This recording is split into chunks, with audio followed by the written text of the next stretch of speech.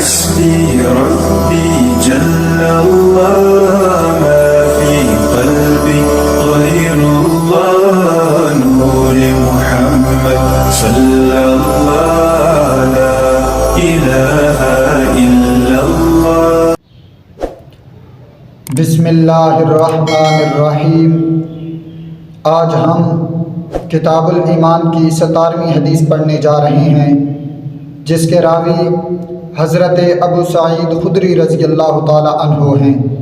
حدیث کے الفاظ: وعن ابی سعید الخدری قال خرج رسول اللہ صلی اللہ علیہ وسلم فی ضحی او فطر الی المصلی فمر علی النساء فقال یا معشر النساء تصدقنا فإنی أريدكن أكثر أهل النار فقلنا وبما يا رسول الله صلى الله عليه وسلم قال تكثرن اللعنة وتكفرن العشيرة ما رأيت من ناكسات عقل ودين أذهب للب الرجل الحازم من إحداكن قلنا وما نقصان ديننا وعقلنا يا رسول الله صلى الله عليه وسلم قال أليس شهادة المرأة مثل نصف شهادة الرجل قلنا بلى قال فذلك من نقصان عقلها قال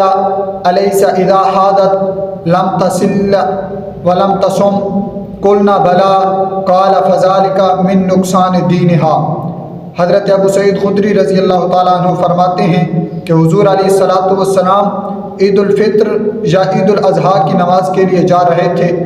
آپ ایک عورتوں کی جماعت سے گزرے تو سرکار دو جہاں صلی اللہ علیہ وسلم نے فرمایا: اے عورتوں، تم زیادہ سے زیادہ صدقہ و خیرات کیا کرو، کیونکہ مجھے دکھایا گیا ہے کہ تم زیادہ سے زیادہ جہنم میں جانے والی ہو.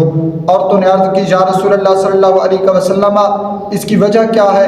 تو سرکار دو جہاں صلی اللہ علیہ وسلم نے فرمایا: تکثرن اللعنۃ وتکفرن العشیرہ، تم لعن طعن زیادہ کرتی ہو اور اپنے خاوند کی ناشکری کرتی ہو، اور تمہارا دین بھی ناقص ہے اور تمہاری عقل بھی ناقص ہے.